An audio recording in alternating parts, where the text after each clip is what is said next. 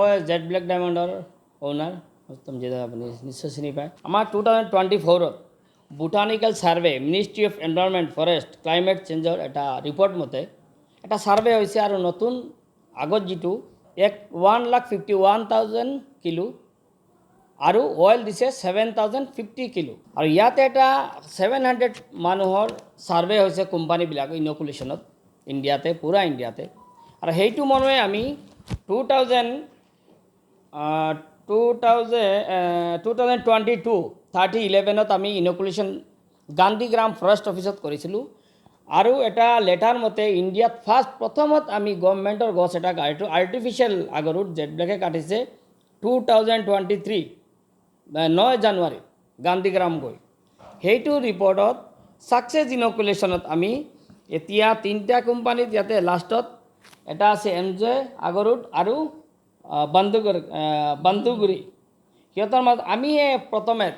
100% success ইনকুলেশ্যন দেখিব আমিয়ে পালোঁ ইণ্ডিয়াতে আৰু আমাৰ গছ চাৰিওফালে ইণ্ডিয়া ভূটান নেপাল সব জেগাত আমাৰ ছাকচেছফুল ইনকুলেশ্যন হৈ আছে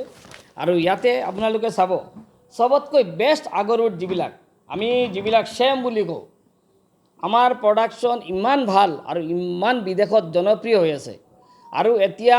আমি এইটোতে আনন্দিত যেন ইণ্ডিয়া গভৰ্ণমেণ্টৰ ৰিপৰ্টত যিটো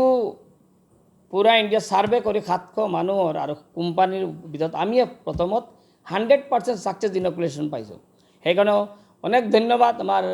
মিডিয়া ভাই বন্ধুসকল আৰু অসমবাসীলৈ অনেক ধন্যবাদ আপোনালোক আগুৱাই আহক আমাৰ লগত যোগাযোগ কৰক প্ৰায় 12 বছৰ হৈ গ'ল মই 12 বছৰত আমি বহুত দুখ কষ্টৰ মাজতে আগুৱাই গৈ এতিয়া আমাৰ চাৰিফালে এতিয়া আমি অসমত গোলাঘাটত প্ৰায় 50 লাখ গছত আমি ইনকুলেশ্যন কৰি আছোঁ আমি 4টা অফিচ টেঙানী বালিজান ফৰকাটিং আৰু বেলেগ বেলেগ জেগাত আৰু আমি ইণ্ডিয়াতে কেৰেলাৰ পৰা সব জেগাত কাটি আছোঁ আৰু ছাকচেছ ৰেট ইমান ভাল আপোনালোকে চাব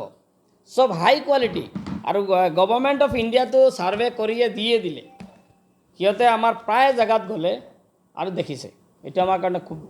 ভাল বিষয়